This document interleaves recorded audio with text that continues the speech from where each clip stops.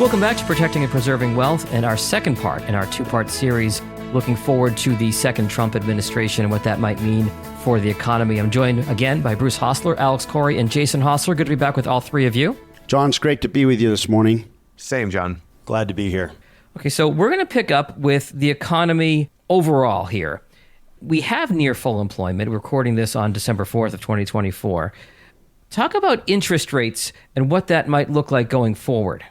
Well, according to the news this morning, there's about a 78% chance that the Fed will lower interest rates by 1/4 basis points on the Fed funds rate in December here.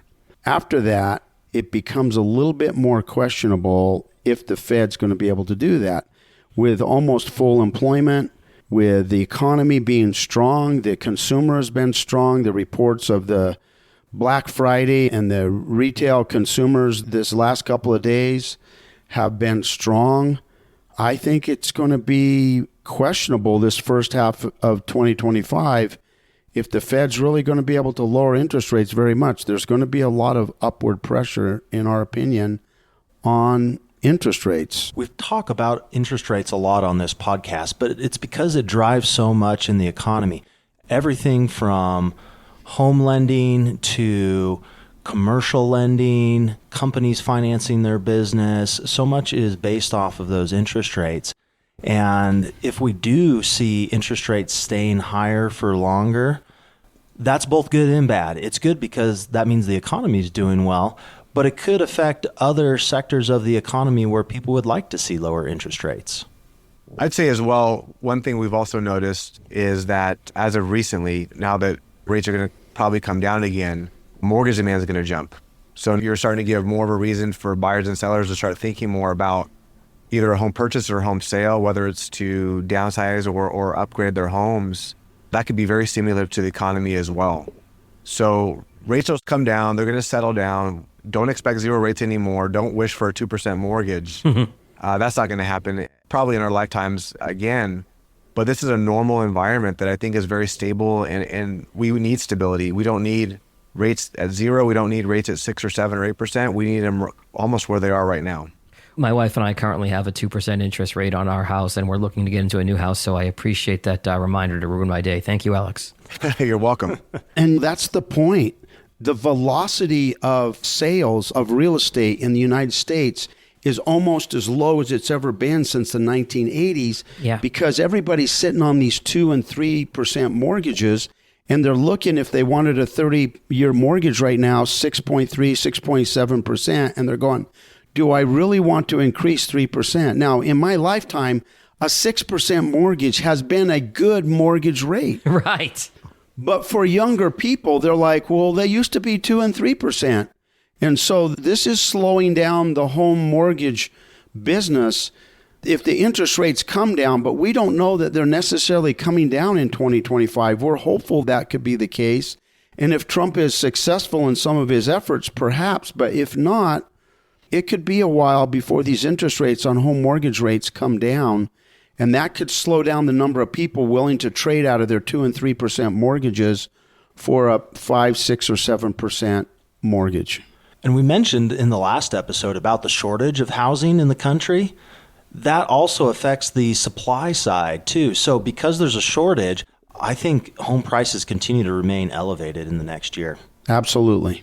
Okay, there is a likelihood that the Tax Cuts and Jobs Act that Trump put into place in his first administration could be extended for another 8 or 9 years. They might need the reconciliation process in Congress to do that. What does that look like for our listeners going forward? Right now, what it looks like is you most likely can count on keeping your tax rates where they are at least through, let's say, 2028. If you can get the reconciliation process, go through that process, get it approved, you may be able to get to 2028 and not have to face higher tax rates. That's really what we're telling our clients at this point. And that's really good, though, for those that are nearing and or in retirement that have big IRA balances that are in tax-deferred types of accounts. So one of the focuses of our practice, of course, is that we do a lot of tax planning. That's a primary cornerstone of our practice. And we've been working with our clients on Roth conversions. Now, it seems today, Roth conversions are the talk of everyone, that everyone's trying to convert now. So you want to think about it as your opportunity to get started if you haven't with those conversion processes, because again, a goal for the future is that you don't want to be potentially facing higher taxes in the future. And using up your tax bracket, that's the key opportunity, or to max out for a married couple filing joint, max out that 24% tax bracket to assure that your IRA, your 401k, your defined benefit plan, any of your deferred money is never taxed more than about that 24%. That's the sweet spot in the tax brackets right now. And going into 25, we still know that we have the Tax Cuts and Jobs Act in place. If that gets extended, you might have 2 or 3 more years under the Trump presidency for that. And then after that, it's murky. We don't know what the tax rates are going to be, because depending on how much they can cut the national debt, that interest is growing up. It's over $1 trillion a year right now that we have to pay on interest on the national debt. And that's why we still think it's important for people to focus on Roth conversions, to focus on moving to tax-free. This election doesn't change our message in any way. Maybe it buys us more time to get conversions done, but the same trends, the national debt, the unfunded liabilities, the out-of-control spending that is leading to higher taxes in the future, it could get slowed, it could get changed, but we still need to focus on moving to tax-free while we have time. That's right, because even though Trump is promising lower tax rates for everyone, that's still potentially creating big deficits in our national spending. Right. So they may not be as high as what it would have been if, say, the Democrats were reelected into office, but we're still talking over $1 trillion a year or more of a deficit spend. We have record national debt. Our national interest on our debt now is more than the national defense budget. So let that sink in. We have a lot of obligations that are mandatory obligations that are due. We cannot default on our debt. That would create a lot of concern, potentially chaos in the global markets when it comes to servicing our debt and having confidence in our dollar. Incentivizing workers. He's giving no tax on tips, no tax on overtime, and no tax on Social Security. The flip side of that is, though, if there's no tax on Social Security, that's less money to support Social Security later on. And so they're great incentives to keep people working. I mean, think about that. If you're working on tips, you want to work more because your tips are free. If you're working overtime, you're incentivized to work more. So this is great for the American worker. The no tax on Social Security, he's got to come up with the money to make up for that, though. And that just adds to that unfunded liability for Social Security that we have to worry about. That's fair. I want to switch gears over to this new Department of Government Efficiency. It's being run by Elon Musk. Talk to me about this and what it might look like as they try to pare down government and government spending. Well, John, we just talked about how all of these problems that we've discussed on this podcast still remain, even in light of the election results. But this is a wild card. I am very interested to see how this will play out over the next 4 years, because if there's anything that could potentially solve these problems that we've talked about, it's being able to cut the waste in the government, to get on a responsible spending path, to be able to actually not have to have a budget deficit every year. We'll see if they can make a difference. It's going to be a very interesting process as these outsiders are coming into the government bureaucracies looking for wasteful spending. I read an example years and years ago that always stuck with me of the military contracting process and how they were buying hammers for $500 a piece, John. Real joke, hammers and toilets, right? Oh my goodness. And you think, what if we actually had competitive bidding processes? What if we actually have someone like Elon Musk who has experience in the private sector of bringing costs down? That's the entire basis of SpaceX, is to bring launch costs down to enable a space economy. If we bring that kind of focus to the government, I'm taking a wait and see approach, but it's going to be very interesting to watch. We are the technology leaders of the world, undisputed. There's a lot of potential behind artificial intelligence, as we know what we believe. That can accelerate growth and GDP growth in our country. So we have accelerating growth of our economy. We can bring down the costs.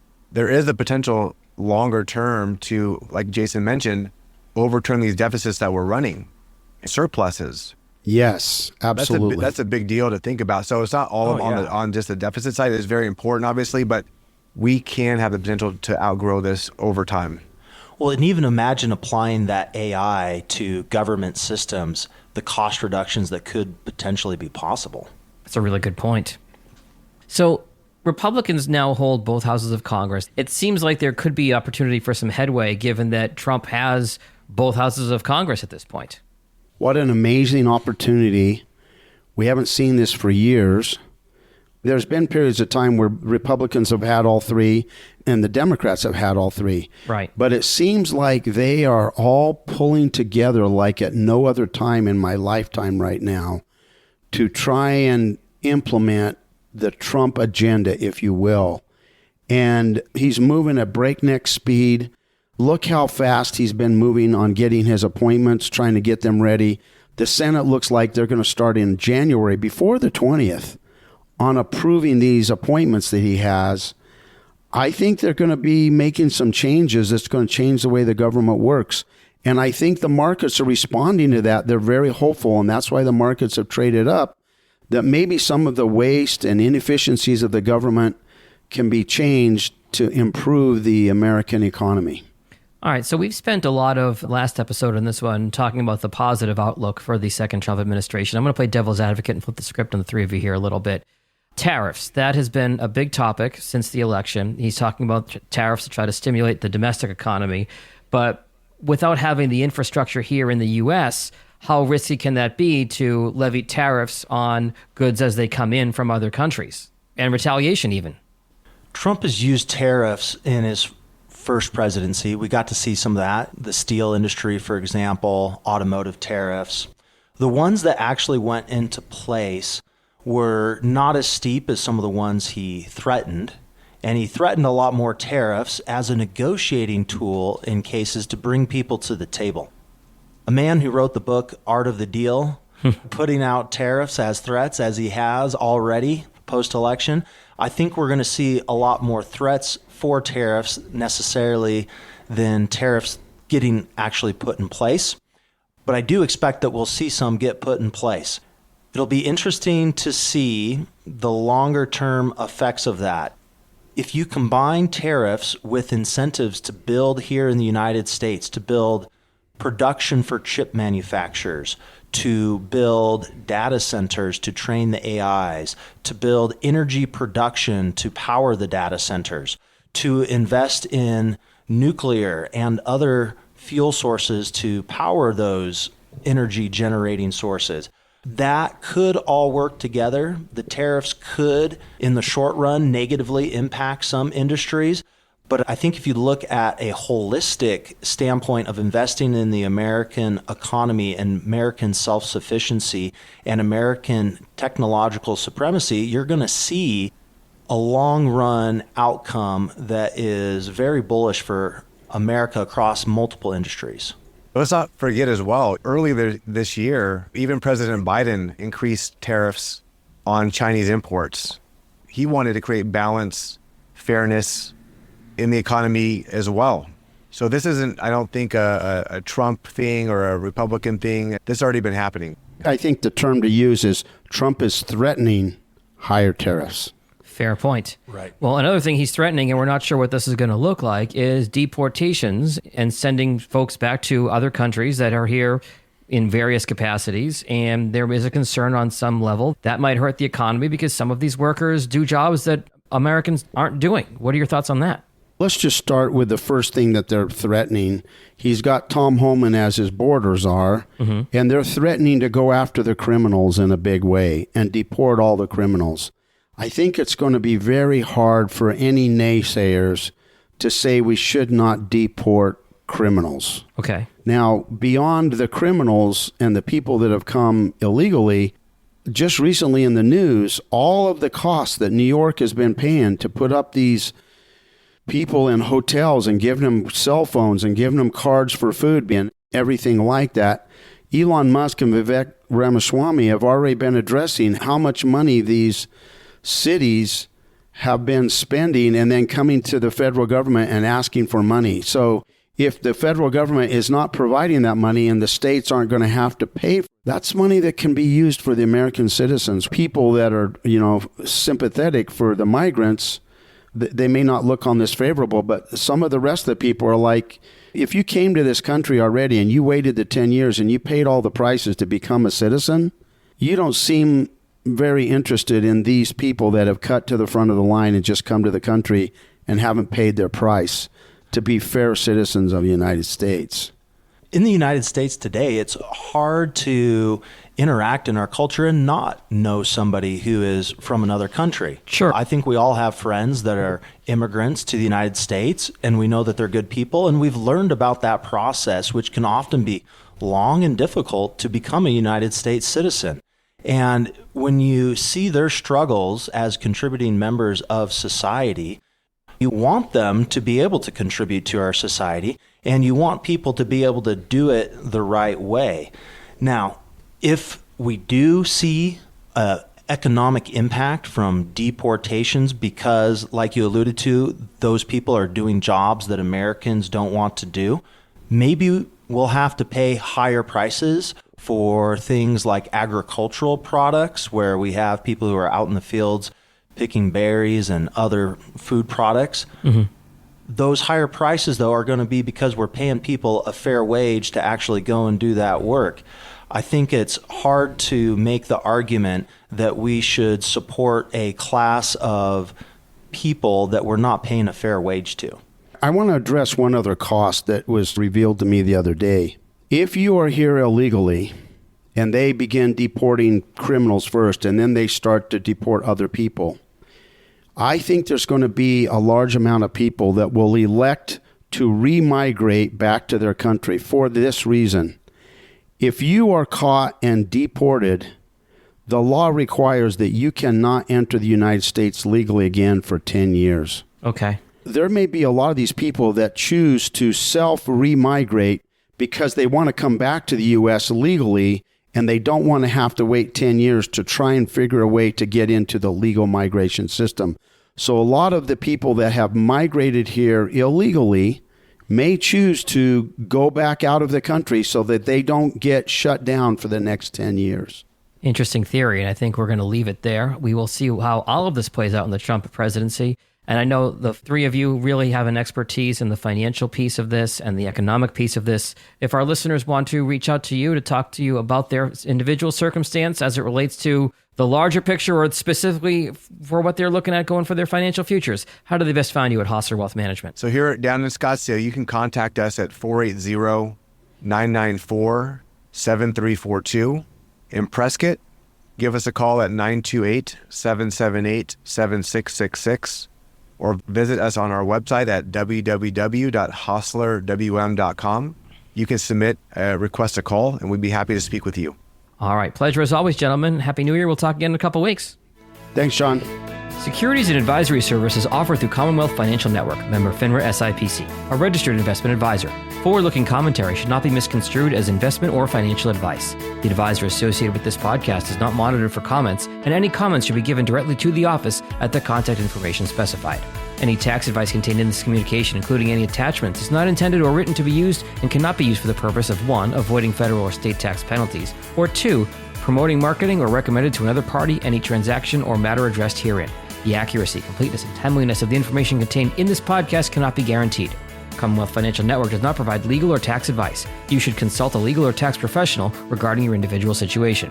Accordingly, Hosler Wealth Management, LLC does not warranty, guarantee, or make any representations or assume any liability with regard to financial results based on the use of the information in this podcast.